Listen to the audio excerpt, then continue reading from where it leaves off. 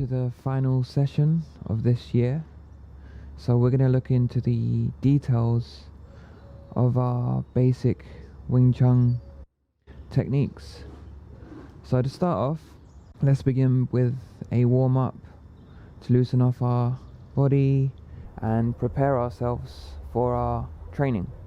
So just come to a standing shoulder width position, and we're going to work through our body, but we're going to begin with our neck.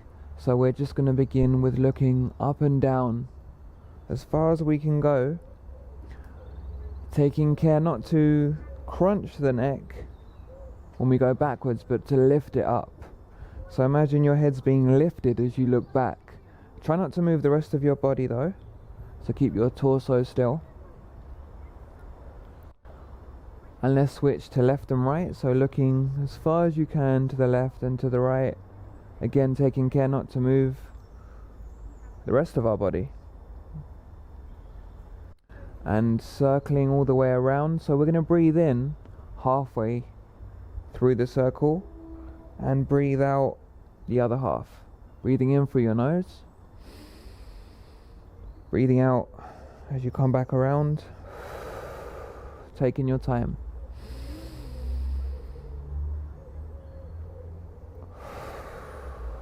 And the other way.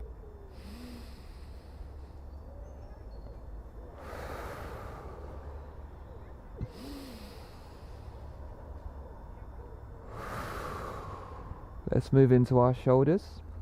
So hands on your hips, and we're going to circle our shoulders forward, trying to touch our ears as we do it. This is actually my second take of this video. I just did half an hour and I realized it was out of focus. But I've got a new lens that I'm trying out, so hand circling backwards.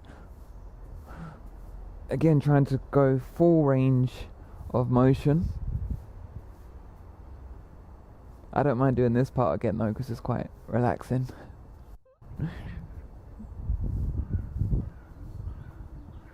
And we're going to move to our elbows.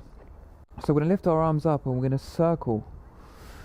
And we're going to try and take care not to move the whole arm as we're doing it, but isolate. So we're just going to our elbow joints.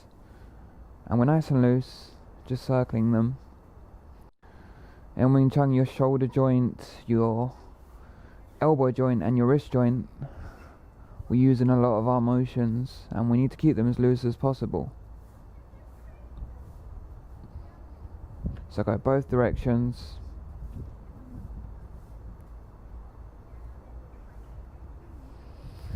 And we're going to go arms forward, reaching up as they come around. Take care not to hit anything.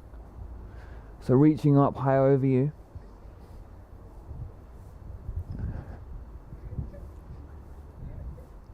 And backwards.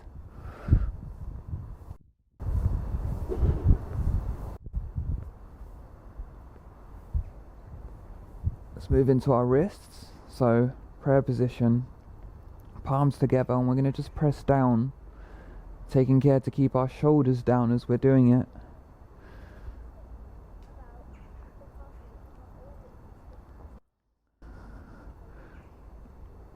And just flip it the other way. So we're now pressing up. Again, taking care to keep your shoulders down as you're doing it. It's really easy to let them come up in this position, but try and keep them pressed down your shoulders as you're pressing up with your wrists. And from there, some waves for our whipping punches. And to loosen off our wrists in both directions.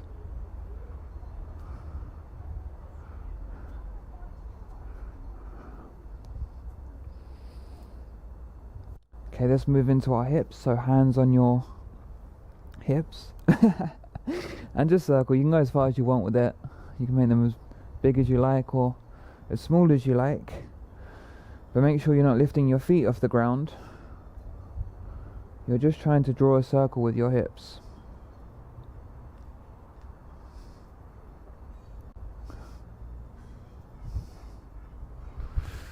And keeping your feet where they are, we're now going to rotate side to side. Loosen off your arms so they're completely relaxed.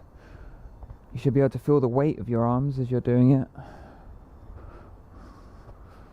Let the torso relax. Let it turn.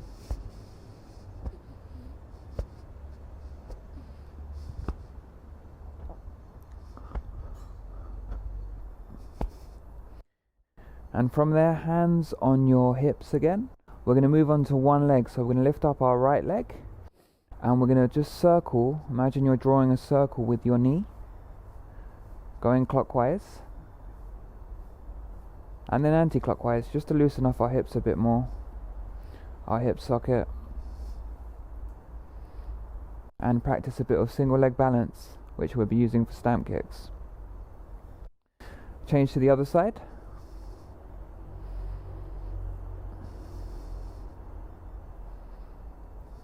Again, both directions, just 3 to 5 circles.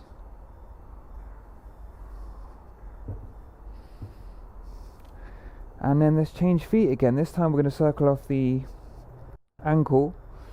I like to do this one up. You can do it both ways. You can do it on the floor. I actually prefer doing it up, so lifting my foot up and then just isolating your ankle. Again, 3 to 5 times in each direction. And getting a bit of single leg balance in.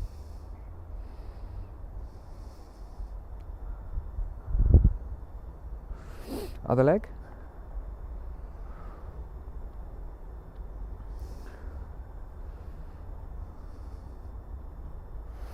And just shake out.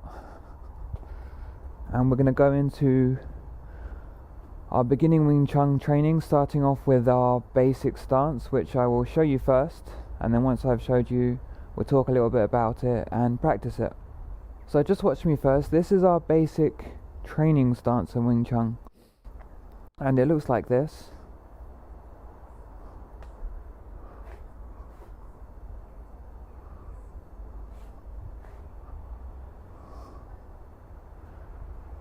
And this is a stance to help us focus on dropping our base to the ground and start to incorporate in the basic Wing Chun concepts and principles. So it's not a fighting stance, it's a training stance, and it's the basic one we first use in Wing Chun to start learning the concepts. Now let me break it down a second for you, and then we'll talk a bit about it before we give it a go. It starts off with standing in a stake position, so our feet together, our head to sky, and we're trying to stand as straight as possible when we're in this position. From there, your hands are going to come forward, pull them back, bend our knees to drop our weight to the ground, open our hips, and then close them. And we do that by opening our toes, then opening our heels. And then when we close, we go heels, toes, and pushing down. Now, each of these motions holds in it a lot of the core concepts of the Wing Chun training. First, it's our stance, our structure, being able to maintain our structure, our posture from this standing stake position. So when we're in this position, we are focused on keeping a straight line through our body. If we imagine a pole going through us, this is the longitudinal axis. And we want to imagine that going all the way through us and us maintaining that as we open up into our basic training stance. So in this position, we're keeping our spine straight, our hips tucked in underneath us, and we're keeping our head pulled to the sky. Let's give it a go together, so then that way you're ready for when we're practicing it. We bring our hands forward, and this is a basic whipping punch or a basic back fist in Wing Chun. So this part where we come forward here is our basic back fist, one of the many strikes that we do in Wing Chun, and we're practicing it straight away as we draw forward. So we're taking a short line from hands down straight forward. From there, we're going to pull our hands back. This is actually a backwards elbow. So we're going from here and we're drawing back. This can also be a grab and pulling back. This is what this motion represents. And then we have the dropping of our weight to the ground.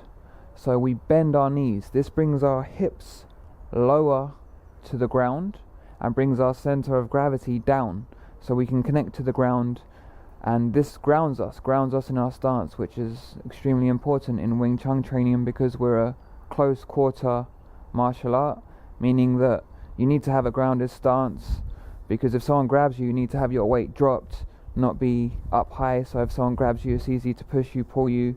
You need that weight dropped to the ground so you have a solid connection. So straight away in this stance, we're learning that.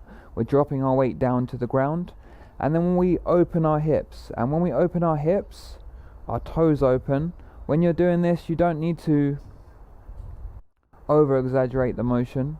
You don't need to try and throw your feet out, because it's going to affect your balance. And remember, when we're doing this, we're opening and closing our stance. We're trying to maintain our balance, so we don't want to be leaning as we're doing it. We want to try and keep our body straight the whole time as we're opening and closing our stance. So we're opening our hips.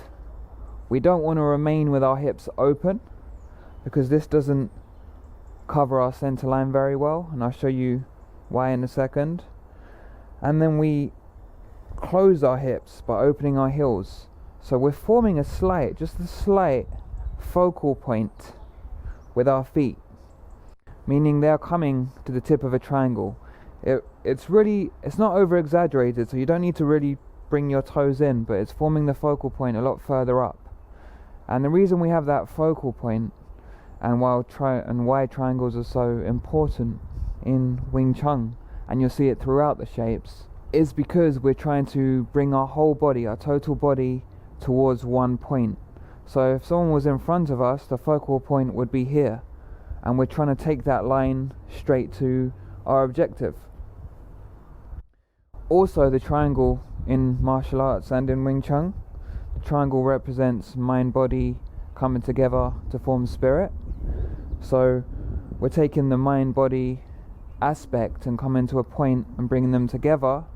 So we're going mind, body, spirit together. Again, the triangle is also a super strong structure. So the triangle is used in bridges and all kinds of structures because it's a super strong structure, and it creates that wedge. So if something comes in, it's easy to deflect it, basically. So already in this basic stance, we're starting to learn and embody the Wing Chun concepts into our own body. With our hips closed like this as well, the other reason they're not open is because if we wanted to cover that center line, it's a long distance. For example, a groin strike, it's a long distance to try and cover it like this, and also it just takes longer. Whereas if your hips turned in, it's really easy just to cover that center line, whether it's in your basic stance or in some of our other stances after. It's quicker to cover the center line if your hips are closed. When your hips are closed, you feel the difference. You could even try it, bringing your knee up to cover the center, or having your hips open. It just feels awkward to try and cover that center line. Again, none of these motions are over exaggerated, so you don't have to try and squeeze everything in and drop everything in. You don't want your knees dropped in when you're in your stance. You don't want to have your toes super pointed in. You don't need to do that, but it's just training the idea and the concept into your body, and your body will work out how much you need your feet turned in. It'll work out how much you can keep them open. So what we'll do is, let's break it down together, give it a go, and then we'll go through the whole thing. So if you just come to a standing stake position, let's bring our hands forward, pull them back, bend our knees to drop our base down, open our hips so that the toes open, and then open our heels to let our hips close. And when we close, we just reverse. So we bring our heels together, toes together, and we push down, and we raise as we push down. So our body raises up, and then we can relax by coming back to our original position. Don't just totally flop out, or when you come to this close, don't just completely relax before you've completed the motion. I remember one of my gradings, did the whole grading, and then I closed really rubbishly. I was just like, it's over, sort of thing. I've made it. I don't know what I was thinking. And I remember my teacher pointed that out to me.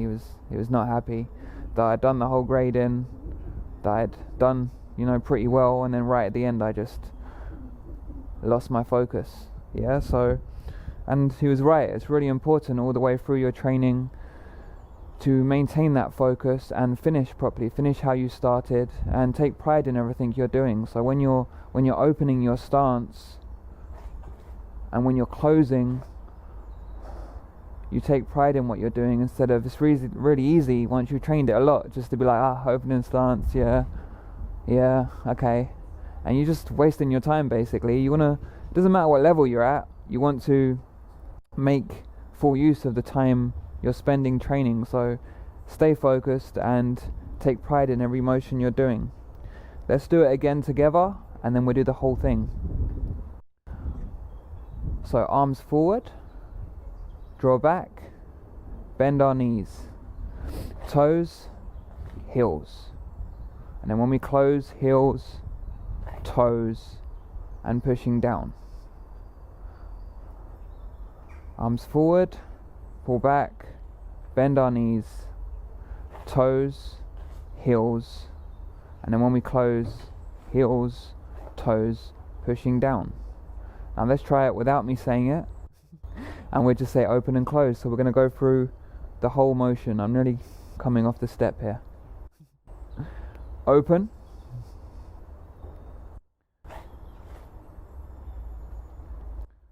close,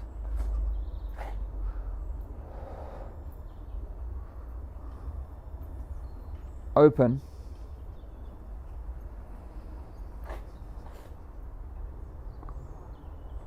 close,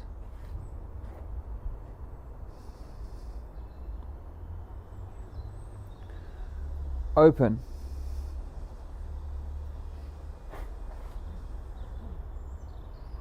close,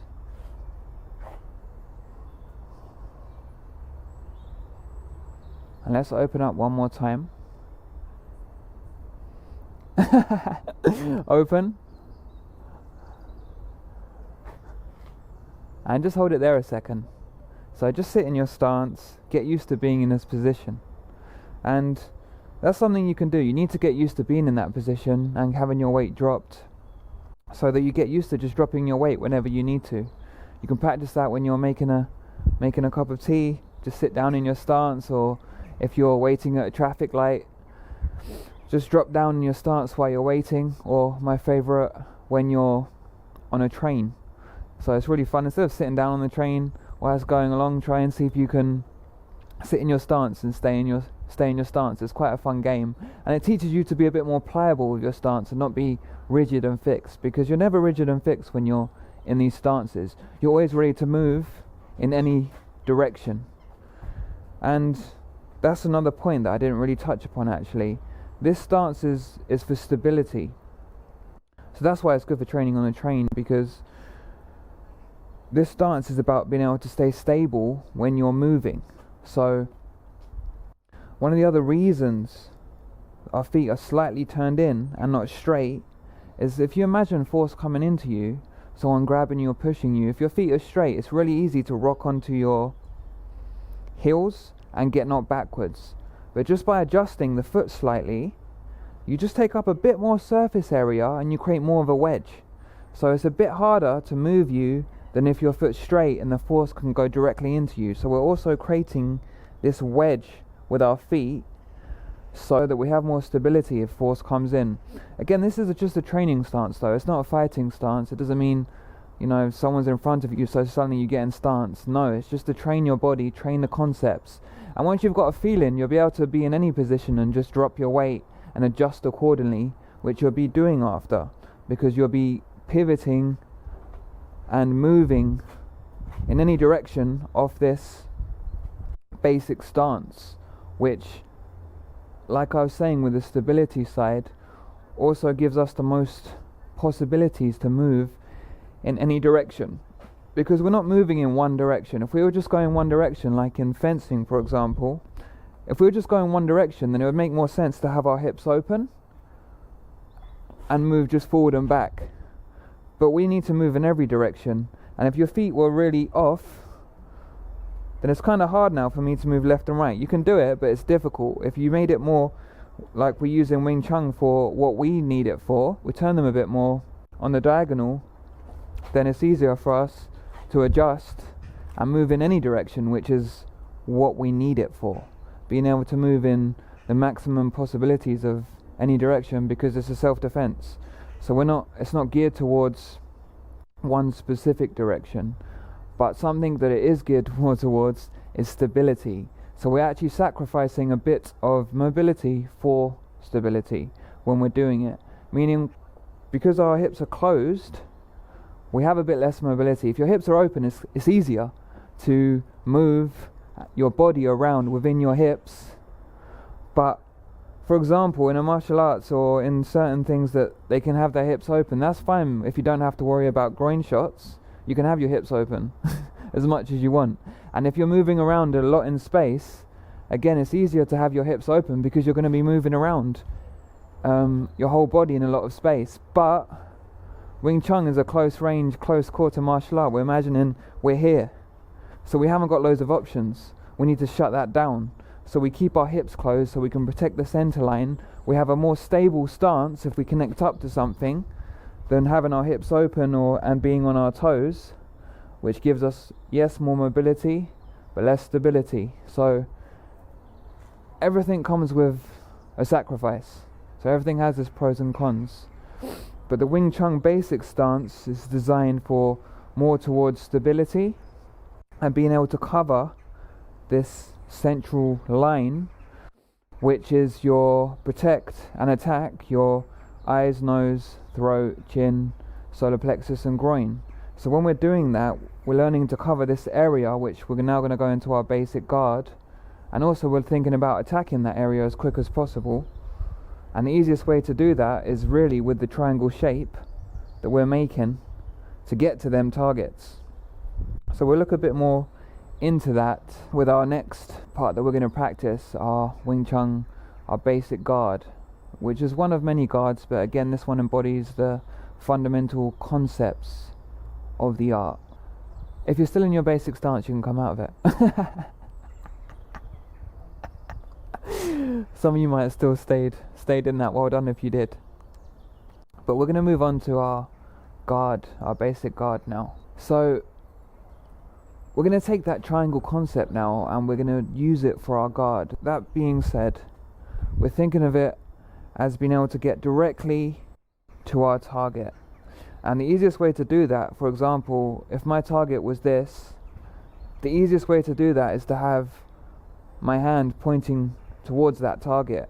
So if my target was to get to here, I wouldn't have my hand facing over this way necessarily to get there. I'm going to point towards my target. Like if I had a sniper rifle, I'm looking at where I'm shooting. Or even in fencing, the same thing with your saber. You're pointing towards your target. You haven't got it pointing off in a different direction to then try and get to your target. There are certain times when actually that might be more practical or that might work better. But in general, you want to be aiming towards your target. And this basic guard in Wing Chun is teaching you that with your shapes, still using that concept of the triangle. So if you just watch me first, and then we'll give it a go. We're going to form a triangle and then bring our right hand directly back on that central line. Meaning we've ended up in this position. So we've got a triangle, fingers forward, and we bring our right hand back. And the depth, how far you bring it back can vary, but generally it's going to be around the crook of your arm or a bit closer to your chin if you need to cover. But that's going to be around the space that you're going to cover in between when you're doing your guard. The punches are a bit different. Things change after with the punching. So every tool's different and it's all going to change. The different depth will change For example, if I'm doing a chain punch and I want to do more than one punch, I'm not going to bring the punch all the way back to punch again. I'm going to keep it tighter. But if I'm guarding my chin with the Wu Sao, in our basic guard, then you're going to keep it closer to your chin so you can just cover and strike. So it all changes depending on the tool that you're using. But in general, we're going to come roughly to the crook of the arm with our Wu Sao. Our Wu Sao is part of our basic guard, and this is different from our front hand. Our front hand, the fingers are pointing towards the target. Our Wu Sao, our fingers are pointing, our guard hand, our second guard hand in this, is pointing towards the sky, so it's more like a prayer hand. Now, this is your 2 lines of defense and also your 2 lines of attack. Meaning someone has to get past this, and then this will be there. If they get past that, your second line of defense will be there. And it's also both attack and defend. So they're both attacking and they can both be used for defense, but these are your 2 lines of defense. If they got past the first hand, you have your second hand there. Obviously you can use it to cover and strike. You're going to use your guard, these hands together, so they're also known as the son and mother and daughter and father guard. They go together. Now, when you're changing, all you do is drop that front hand and shoot on a straight line. You shoot that hand all the way through and replace. You drop, shoot through, drop, shoot through. So let's give it a go. If you haven't got your hands up already, form a triangle, take your right hand back, tuck your thumbs in slightly so they're out the way. Don't leave your thumbs out, tuck them slightly in. This is also for eye strikes later. And drop and shoot through. Drop and shoot through. And when I say drop, you have to drop that hand down. Imagine now an oval, but we don't want to exaggerate the top half. So we don't want to go like this and drop onto it. We want to shoot that through, but we want to oval the bottom one to get it out the way. So we need to make a small circular motion to get that one through. Okay, let's give that a go. Changing guards to the count. So open up your stance if you're not already in it. And we're going to bring our hands together to make that triangle. Pull our right hand back and just change guard to the count. 1, 2, 3, 4, 5, 6, 7, 8, 9, 10. Let's do a couple more. 1, 2, a couple means 5, 3 to me, 4, 5. Okay, hold that position a second. I'm going to change to this side so you can see my hand.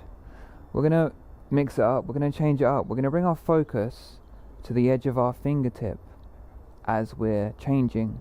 Now, you wouldn't normally do this in martial arts. In fact, I would never recommend looking at the hands, because if someone's fast, bam, bam, bam, you're not going to look at someone's hands and try and see them in time to block them. You wouldn't. You just end up feeling getting punched in the face. Especially in Wing Chun, in a close range martial art, you don't have time to see with your eyes. That's why we have to cover the space. So when we're doing everything, we're covering the space so that we can connect to it at some point, and that's where our Chi Sao comes in, our sensitivity drills. So you're covering the space, not looking at hands trying to block them, because that just doesn't work. You can't do that, especially at a close range, where if someone's quick with their hands, you're not going to have time to see it. You wouldn't be able to see it quick enough, and you just end up getting hit. But there's certain things, drills that you can do. For one, this is one of them that you can use to train your eyesight, but really is to practice our single point focus, meaning bringing our focus just to one singular point, which is obviously very important in martial arts. If you need to defend yourself, you need to strike. Your only objective is to strike. You don't want other thoughts coming into your head. Oh, should I strike? Should I defend myself? Or all these distractions of random nattering, you'll know if you need to strike and you just want to be able to focus on that. You're not going to focus on anything else, so that you just get on with it and do it. And this is a good way to train that, as well as just train your focus in general. So you will actually notice an improvement in your focus throughout the day if you use this technique. And you can also use it as a meditation. So all we do is, when we're changing guard now, instead of looking at me, probably you're looking at the camera, right? You're going to focus on the edge of your fingertips, which is also going to bring your focus into yourself, into what you're doing, which is what we need as well, instead of just looking at the camera, looking at me and doing it. So as you're changing now, bring your focus, look with your eyesight to the edge of your longest finger, like this. And this will help improve your focus and focus in on what you're doing. So if you're still in your stance, stay there. If you're not, open up your stance again. And let's bring our right hand back.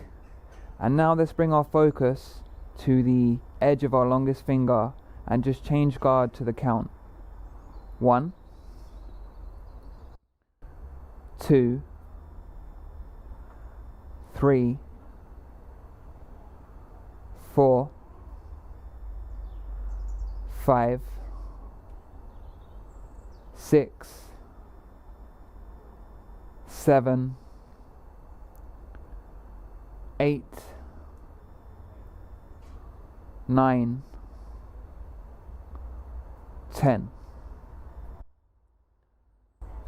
From there, just pull back and let's close our stance, heels, toes, pushing down. So there we have it, 2 fundamental basic training Wing Chun tools, our opening and closing stance and our basic guard. And just in them 2 beginner techniques or beginner motions, you're already learning the fundamental concepts of Wing Chun. So it really does not matter what level you're at with your training. I've been training for Wing Chun for, I think, 16 years, around 16 years, maybe it's 17 now, I don't know. But I still train my basics every day. I'm still training my basic stance, my basic guards, my chain punches, all the basics that make up the art. It's just the only thing that changes is how you think about them and the level you work them at. So for example, a beginner could do this session and they could focus on just getting the shape, but someone more experienced, they could focus more on the feeling of their balance, where they're at with things. All depends on your experience and level. But it does not matter what level you're at, you work it to your level. I hope you guys have enjoyed this basic session, this basic Wing Chun session. Next year I will be doing my online sessions. I'll be doing some free sessions actually at the beginning of the year in January. So if you want to check that out, if you want to come and check out the online sessions and join us, I'll put a link in the description. You can click on that, and if you like, you can register now for the classes, and I'll send out the details, and you can come try out some Wing Chun classes for free and see if it's something that you enjoy and you like it. And also at the end of my videos, I decided to give a little shout out to different things, different people, so you guys can go and check them out and see if it's something that you like as well. And so today I'm going to give a shout out to Still Corners, and you can check out their new tune Crying, which is a really good tune if you like just cruising, driving and chilling and like some chilled out music to listen to while you're doing it like I do. Then Still Corners are a super cool band, and yeah, I'll put a link in the description for you to check that tune out. That's their newest tune, and you can check out any tunes they've done. But other than that, have a great Christmas, and I'll see you in the online classes or in the new year.